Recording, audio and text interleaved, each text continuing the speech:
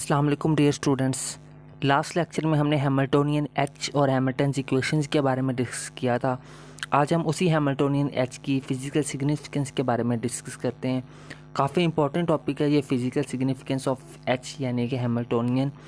सो इसको ध्यान से देखिएगा, थोड़ी सी मैथमेटिकल डेरिवेशन है इसके अंदर भी। सो हम स्टार्ट करते हैं इसको। Since the Lagrangian L can be written as, हमें पता है कि जो लैग्रेंजियन एल है वो इस चीज़ के बराबर होता है, यानी कि जो लैग्रेंजियन एल है कि ये किस चीज़ का फंक्शन होता है, तीन चीज़ों का फंक्शन होता है, क्यू आई डॉट और टाइम का। ये हमारे पास क्या होता है, फंक्शन होता है। ठीक है, यहाँ पे ये जो हमारे पास ये क्लोज्ड फॉर्म है, अगर हम इसको ओपन करके लिखें तो ये जो क्यू आई है ये क्या है, हमारे पास Q1 है, Q2, और इसको हम कहाँ तक लेके जा सकते हैं, Qn तक लेके जा सकते हैं। क्यों? क्योंकि यहाँ पे ये जो आई है ये इसकी वैल्यू कितनी हमारे पास है, 1 2 3 अप टू n, यानी कि इसकी हमारे पास n वैल्यूज़ हैं। इसी तरह क्यू आई डॉट, इसको भी जब हम ओपन करके लिखेंगे तो कुछ हमारे पास ये फॉर्म बनेगी। टाइम को हम ओपन करके नहीं लिख सकते क्योंकि ये हमारे पास एज अ कॉन्स्टेंट यूज़ हो रहा है। ठीक, इसको हम क्या देते हैं, इक्वेशन नंबर।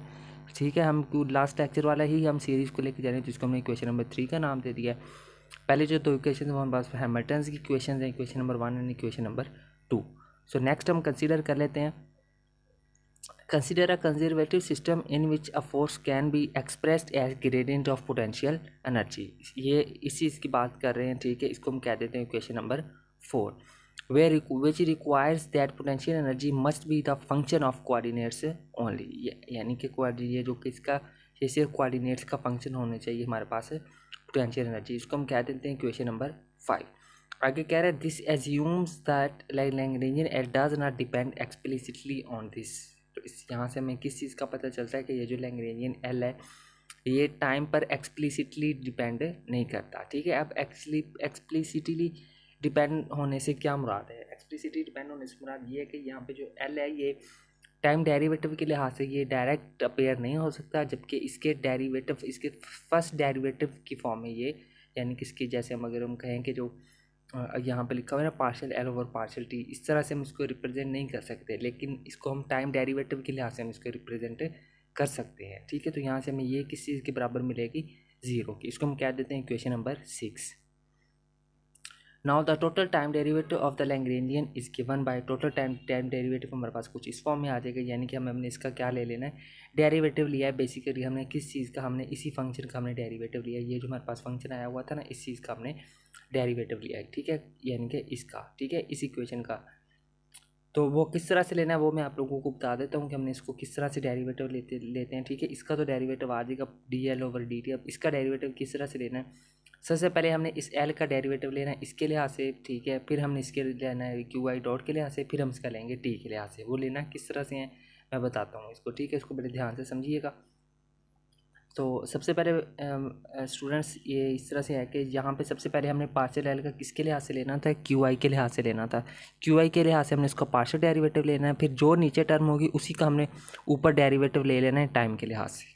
ठीक है, इस तरह से हम जो है वो वेरिएबल फंक्शंस की हम उसको डिफ्रेंशिएशन करते हैं। अगर तीन हमारे कोई भी अगर सिंगल फंक्शन अगर तीन वेरिएबल फंक्शन पर डिपेंड कर रहा हो। ठीक है, इसी तरह उसके 2 का जो Q2 है उसका भी हम पहले पार्शियल एल के साथ डेरिवेटिव ले लेंगे, फिर नीचे वाली टर्म का डी के साथ क्या, टाइम के साथ क्या ले लेंगे, डेरिवेटिव। ठीक है, अब टू कहाँ तक पहुँच जाएगा, ये एन टर्म तक पहुँच जाएगा। अब आ जाते हैं हम QI डॉट के लिहाज से। QI डॉट में भी क्या करेंगे, पहले हम एल का डेरिवेटिव ले लेंगे पार्शियल QI डॉट के लिहाज से, फिर जो नीचे वाली टर्म है उसका हम ऊपर डेरिवेटिव ले लेंगे टाइम के लिहाज से। क्लियर है स्टूडेंट? इसी तरह QI डॉट 2 का भी हम इसी तरह लेंगे, एल के साथ उसका पार्शियल डेरिवेटिव ले लेंगे, फिर नीचे वाली जो टर्म है उसका ऊपर डेरिवेटिव ले लेंगे हम टाइम के लिहाज से, और ये कहाँ तक जाएगा, एन टर्म तक जाएगा। और यहाँ से हमने साथ में partial L over partial T का भी डेरिवेटिव ले लिया। ठीक है स्टूडेंट, तो इक्वेशन नंबर 6 के हमें पता है कि जो partial L over partial T है ये किस चीज़ के बराबर है, 0 के बराबर है। तो यहाँ पे ये जो टर्म है ये हमारे पास खत्म हो जाएगी। ठीक है, तो फिर हम इसको स्पेशल फॉर्म में अगर क्लोज करके लिखें, ये जो हमारे पास ओपन फॉर्म है तो वो हमारे पास क्या आ जाएगी, कुछ इस तरह से हमें ये मिल जाएगी। दोबारा हमने इसको आई फॉर्म के अंदर लिख दिया है। ठीक है स्टूडेंट, सो नेक्स्ट देखते हैं हम इसमें क्या कर सकते हैं। ठीक है, इसको हमने इक्वेशन नंबर, अब ये जो चीज़ है देखिए कि DQI ओवर DT, ये क्या है हमारे पास यहाँ पे। ठीक है, तो इसको हम इसकी जगह पे हम क्या लिख सकते हैं, इसको हम रिप्लेस कर सकते हैं QI डॉट के साथ, इसको रिप्लेस कर सकते हैं। तो रिप्लेस करने के साथ ही हमने इसको इक्वेशन नंबर 7 का नाम दे दिया। सिंस द लैग्रेंजियन इक्वेशन, हमें पता है कि लैग्रेंजियन इक्वेशन हमारे पास ये होती है। अब हमने यहाँ से ठीक है ये वाली टर्म जो है उधर जाकर माइनस हो जाएगी, फिर वो जो माइनस और ये वाला माइनस आपस में दोनों क्या हो जाएगी, कैंसिल आउट, तो पीछे हमारे पास क्या रह जाएंगी, दोनों प्लस वाली टर्म्स रहेंगे। ठीक है, अब यहाँ से देखिए हमें इस फंक्शन की हमें ये वाली वैल्यू मिली, इसको हमने उठा के क्वेश्चन नंबर 7 के अंदर पुट कर देना है। किस जगह पर, इस जगह के ऊपर हमने इसको पुट कर देना है। ठीक है, उसकी जगह पे हम जो वैल्यू पुट करेंगे तो हमारे पास कुछ ये वाली फॉर्म बन जाएगी। अब यहाँ से हम इसकी मज़ीद कैलकुलेशन करेंगे किस तरह से। अब ये वाली जो चीज़ है ना, ये basically product rule open form में है डेरिवेशन के अंदर। ठीक है, दो फंक्शन का, वो कौन कौन से फंक्शन है, एक है क्यू आई डॉट और दूसरा है partial L over partial Q I dot. ये इन दोनों का ये प्रोडक्ट रूल क्या है, ओपन फॉर्म में है। ठीक है, किस तरह से देखें, यहाँ पे देखें फर्स्ट फंक्शन का डेरिवेटिव लिया हुआ है, सेकंड सेम है, प्लस सेकंड सेम है और फर्स्ट का फिर दोबारा उन्होंने क्या लिया हुआ है, डेरिवेटिव लिया हुआ है। ठीक है, तो इस तरह से हमारे पास क्या है, ओपन फॉर्म है। इसको क्लोज फॉर्म क्या ले लेंगे, इस तरह से हम इसको लिख सकते हैं। ठीक है, सो नेक्स्ट हम देखते हैं इसमें। ठीक है, तो ये हमने इसको क्लोज फॉर्म में दोबारा लिख दिया है। तो यहाँ से देखें ये वाली टर्म इधर प्लस है तो इधर आकर क्या हो जाएगी, माइनस माइनस होगी। ठीक है, इस साइड पर क्या रह जाएगा, जीरो रह जाएगा, उसको हमने सीधा करके लिख दिया है। अब यहाँ से देखें इन दोनों टर्म्स में से हम कौन सी चीज़ कॉमन ले सकते हैं, हम डी और डी टी को कॉमन ले सकते हैं। पीछे हमारे पास क्या ये चीज़ रह जाएगी, इसको हम कह देते हैं इक्वेशन नंबर 8। अब यहाँ पे ये वाली जो टर्म है ना, इसको लेट कर लेते हैं, ये हमारे पास बराबर होती है एच के। ठीक है, एच क्या है, एक कांस्टेंट है। ठीक है स्टूडेंट, तो इसको हम कह देते हैं इक्वेशन नंबर ए। अब अब इस ये जो टर्म है इसकी जगह पे हम क्या पुट कर सकते हैं, इसी एच को हम पुट कर सकते हैं। उसकी जगह पे हमने क्या कर दिया, एच को पुट कर दिया, इसको हम कह देते हैं इक्वेशन नंबर 9।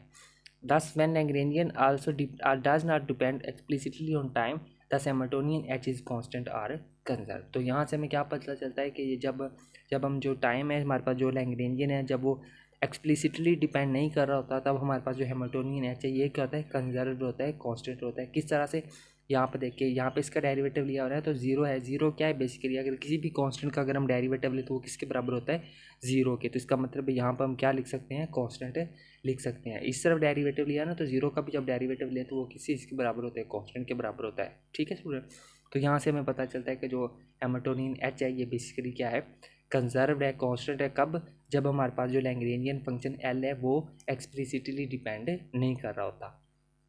अब हम L is equal to T minus V कर लेते हैं, इसको हम क्वेश्चन नंबर 10 का नाम दे देते हैं। ठीक है, since we have assume that the kinetic energy depend upon q I dot and potential energy independent of q I dot, so इसे हमें पता है कि इस चीज़ के बराबर होता है। ठीक है, यहाँ से देखिए हमारे पास जो इसकी जो वैल्यू है काइनेटिक एनर्जी की वो ये वाली होती है, इसकी जगह पर हमने इसकी इस वैल्यू को हमने यहाँ पर रिप्लेस कर दिया है। ठीक है, यहाँ से जब हम, तो यहाँ पे ये जो चीज़ है यहाँ पे किस चीज़ के बराबर होती है, पी आई डॉट के बराबर होती है। ठीक है, तो इसकी जगह पे हमने पी आई डॉट लिख दिया।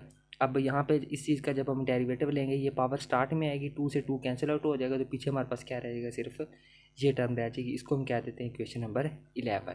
ठीक है student, so last equation number A में देखिए हमारे पास एक वैल्यू मौजूद है किस चीज़ की, ये हमारे हमने इक्वेशन ए हमने कंसीडर की थी, ऊपर आप देख सकते हैं दोबारा जाके।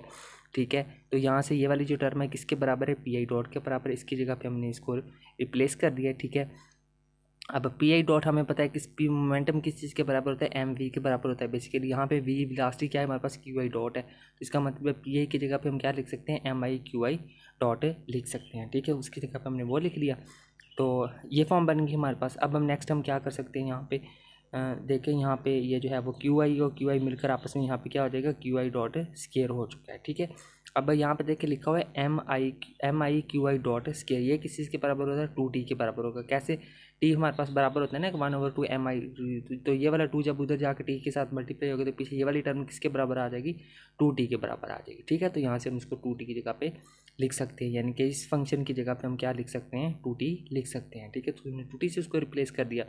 तो यहाँ से हमें पता है कि जो एल है ये किस चीज़ के बराबर होता है, टी माइनस टी के बराबर होता है। यहाँ से उसको रिप्लेस कर दिया, माइनस अंदर मल्टीप्लाई किया तो हमारे पास ये आ गया, 2t माइनस टी किया तो रह गया हमारे पास टी प्लस वी। तो यहाँ पे हमारे पास देखें एच किसके बराबर आ गया, टी प्लस वी, और टी क्या है, काइनेटिक एनर्जी है, वी क्या है, पोटेंशियल एनर्जी है, और दोनों आपस में क्या हो रही हैं, ऐड भी हो रही हैं। तो इसका मतलब है ये हमें टोटल एनर्जी प्रोवाइड कर रही है। सो हमने डिस्कस क्या किया था लास्ट पर, जो हैमिल्टोनियन एच है ये क्या करता है, ये क्या होता है, ये किसी भी सिस्टम की हमें टोटल एनर्जी प्रोवाइड करता है। और यहाँ पे देखिए हमने इसको मैथमेटिकली और फिजिकली हमने इसको प्रूव भी कर लिया है। ठीक है, hence for a conservative system H gives the total energy. ठीक है स्टूडेंट, तो ये था हमारा आज का lecture, physical significance of Hamiltonian H. उम्मीद करता हूँ इसकी मैथमेटिकल डेरिवेशन आप लोगों को अच्छे से समझ आ गई होगी।